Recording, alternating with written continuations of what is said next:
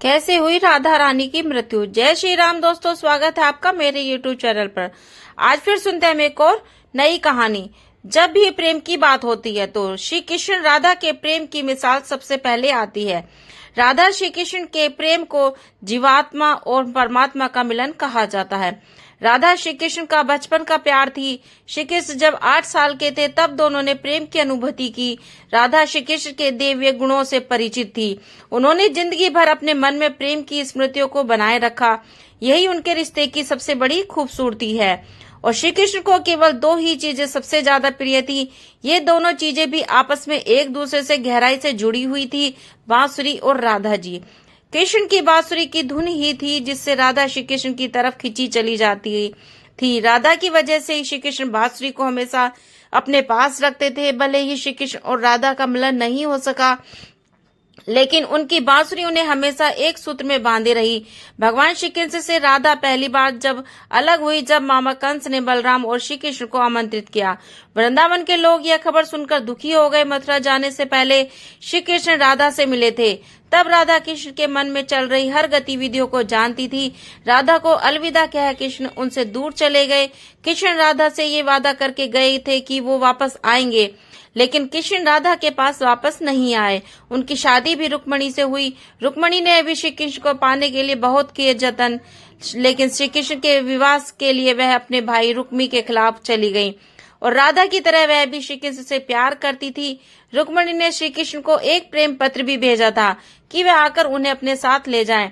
इसके बाद ही कृष्ण और रुक्मणी के पास गए और उनसे शादी कर ली। कृष्ण के वृंदावन छोड़ने के बाद से ही राधा का वर्णन बहुत कम हो गया था। राधा और कृष्ण जब आखिरी बार मिले थे तो राधा ने कृष्ण से कहा था कि भले ही वो उनसे दूर जा रहे हैं, लेकिन मन से कृष्ण हमेशा उनके साथ ही रहेंगे। इसके बाद भी मथुरा गए और कंस और बाकी राक्षसों का मारने का अपना काम पूरा किया। इसके बाद प्रजा की रक्षा के लिए कृष्ण द्वारका चले गए और द्वारकाधीश के नाम से लोकप्रिय हुए। जब कृष्ण वृंदावन से निकल गए तब राधा की जिंदगी ने एक अलग ही मोड़ ले लिया था। राधा की शादी एक यादव से हो गई थी और राधा ने अपने दाम्पत्य जीवन की सारी रस्में निभाई और बूढ़ी हुई, लेकिन उनका मन तब भी श्री कृष्ण से ही समर्पित था।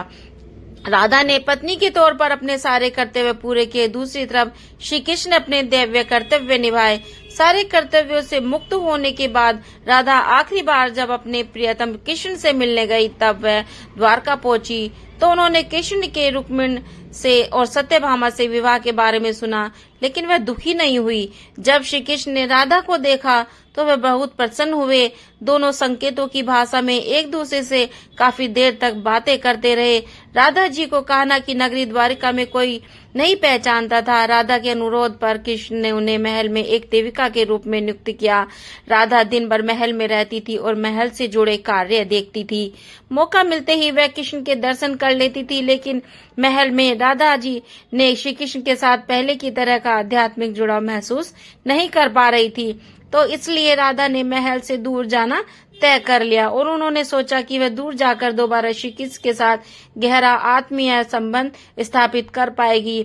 उन्हें नहीं पता था कि वह कहाँ जा रही हैं, लेकिन भगवान श्री कृष्ण जानते थे कि धीरे धीरे समय बीता और राधा बिल्कुल अकेली और कमजोर हो गई।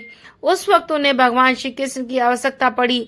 आखिरी समय में जब भगवान श्री कृष्ण उनके सामने आ गए तब कृष्ण ने राधा से कहा कि वह उनसे कुछ मांगे, लेकिन राधा ने मना कर दिया और कृष्ण ने दोबारा अनुरोध करने पर राधा ने कहा कि वह आखिरी बार उन्हें बांसुरी बजाने देखना चाहती है। श्री कृष्ण ने बांसुरी ली और बेहद सुरीली धुन में बजाने लगे। श्री कृष्ण ने दिन रात बांसुरी बजाई जब तक राधा आध्यात्मिक रूप से कृष्ण में विलीन नहीं हो गई। बांसुरी के दिन सुनते सुनते राधा ने अपने शरीर का त्याग कर दिया।